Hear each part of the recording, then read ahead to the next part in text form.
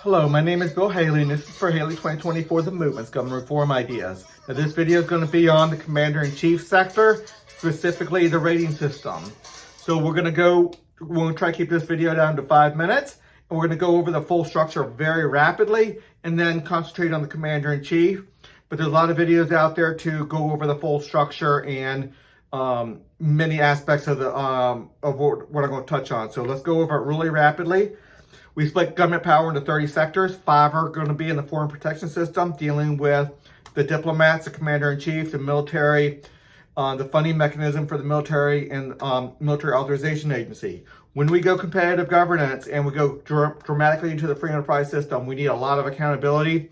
And the rating system is going to be a huge accountability, and the military authorization agency is going to be a huge accountability.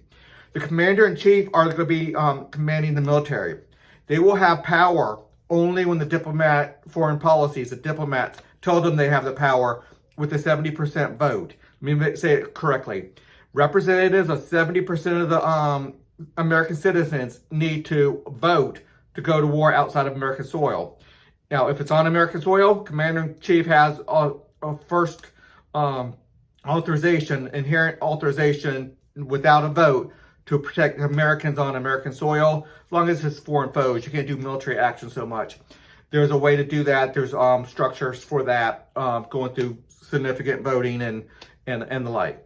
Anyway, the Commander-in-Chief, if it's an invasion on American soil or on Americans, they can take action. And if it's Americans outside of American soil, then there's a structure for it as well. Anyway, the Commander-in-Chief is not the same. The top Commander-in-Chief is not the same as a top diplomat in the executive. Each one of these has executive, legislative, and judicial powers. All 5 sectors do. So Commander-in-Chief, it's going to be the full officer corps.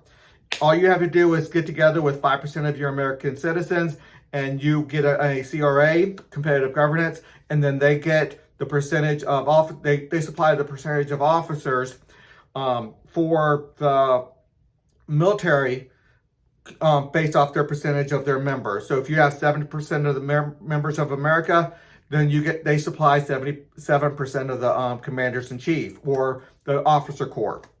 So if you have 14%, then they supply 14%. They get 14% of the money.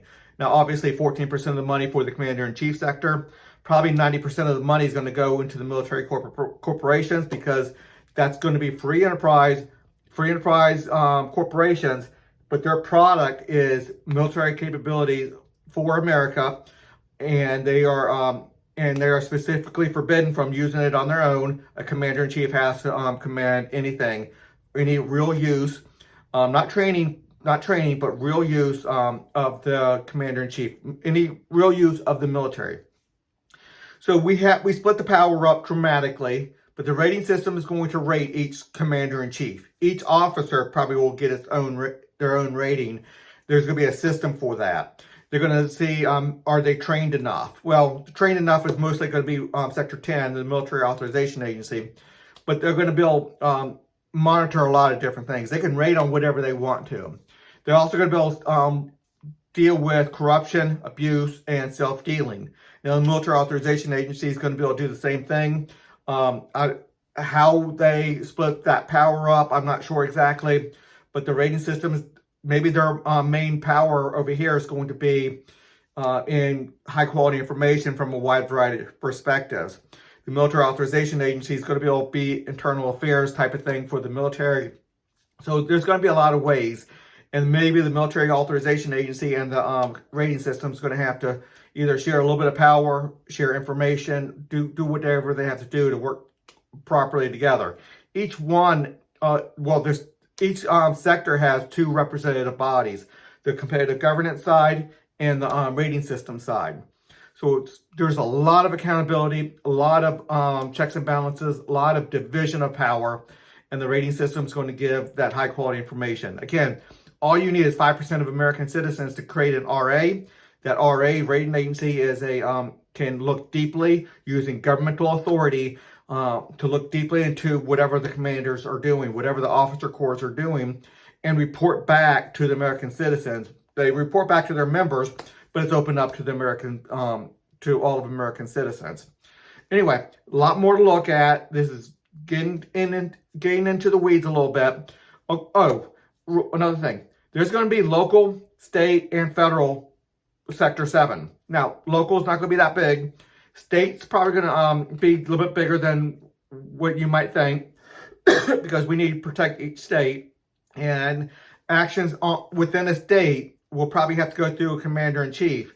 They're going to have to work it out when the federal commander-in-chief is in command versus the state commander-in-chief is in command. That's going to have to be worked out, and they're going to have to come to an agreement, and the parent sector boards are going to make those agreements. The federal and the state parent sector boards coming together. So there's a lot to be said there, and but the parent sector boards ultimately discuss and decide what sector and whether the rating system or the CRA side has the official authority. Until the next video.